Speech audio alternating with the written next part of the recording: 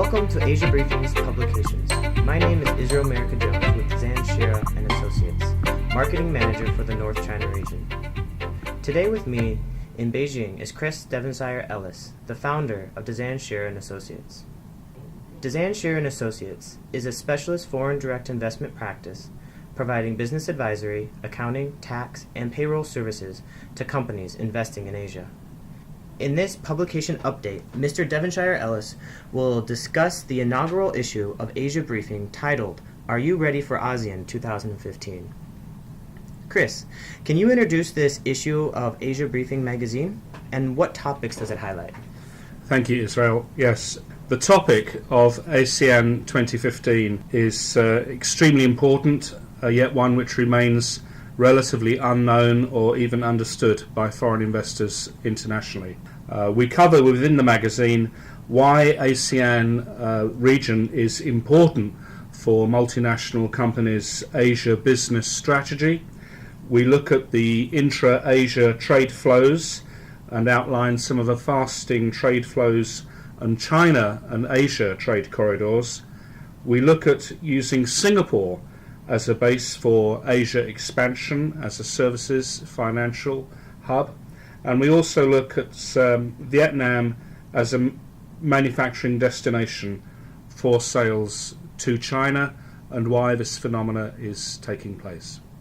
Chris, can you take one of those topics that you just covered and explain a little bit more about it, kind of proving the value of this issue of Asia Briefing?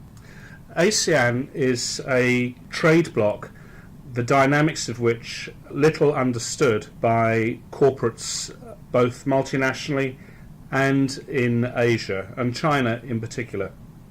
To summarize, ASEAN is a combination of 10 different countries in Asia. These are Brunei, Cambodia, Indonesia, Laos, Malaysia, Myanmar, Singapore, the Philippines, Thailand, and Vietnam.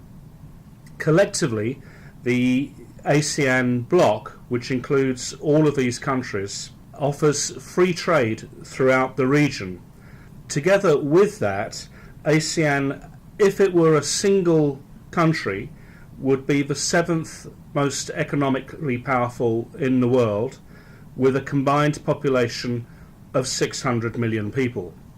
The dynamics of ASEAN, however, are quite different. Within the ASEAN organization are relatively wealthy countries such as Singapore, Malaysia, and Thailand, and perhaps less wealthy countries, still very emerging economies such as Laos, Cambodia, and Myanmar. However, ASEAN also includes huge countries such as Indonesia, which has a population of 250 million people in its own right. So it represents a divergent yet important trade bloc. Not only this, but the ASEAN region has signed free trade agreements with China, India, and other regional partners, which make the whole concept of free trade across Asia much more appealing and available to international companies that wish to operate in Asia and beyond. For an example, the ASEAN Free Trade Agreement with China, which covers over 7,000 different products, allows manufacturing in an increasingly expensive China labour pool to be relocated to somewhere such as Vietnam with a less expensive labour pool, yet for those products manufactured in Vietnam to be then re-exported for the Chinese consumer market duty-free. The same concept also applies to India, which has a free trade agreement with ASEAN on some 4,500 products, where again, products manufactured either in ASEAN or in India can be resold in either regions duty-free. Chris, if our listeners today were to take away just one thing from what you just said discussing ASEAN, what would you hope for them to remember? The main takeaway is the dynamics that ASEAN will impose upon the global supply chain. As China becomes more expensive, part of the labour-intensive industry is and will continue to move away from China and into some of the lower-cost destinations within ASEAN. But it's not just ASEAN, China and India that are affected by this.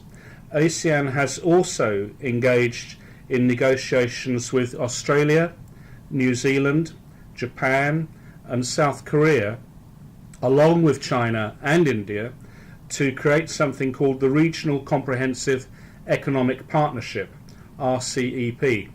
This is still under negotiation, and we discuss this within this issue of Asia Briefing, but it brings together all of these countries, ASEAN bloc, China, India, Australia, New Zealand, Japan and South Korea into one huge duty-free zone, meaning that manufacturing taking place in any of those locations under the terms of the RCEP agreement can be exported and imported duty-free throughout that region. And the RCEP under the ASEAN Free Trade Bloc will dramatically shift the global supply chain around Asia and spread it across the region. That is the takeaway. Thank you very much, Chris. And thank you for all the listeners for coming to Asia Briefing's podcast series.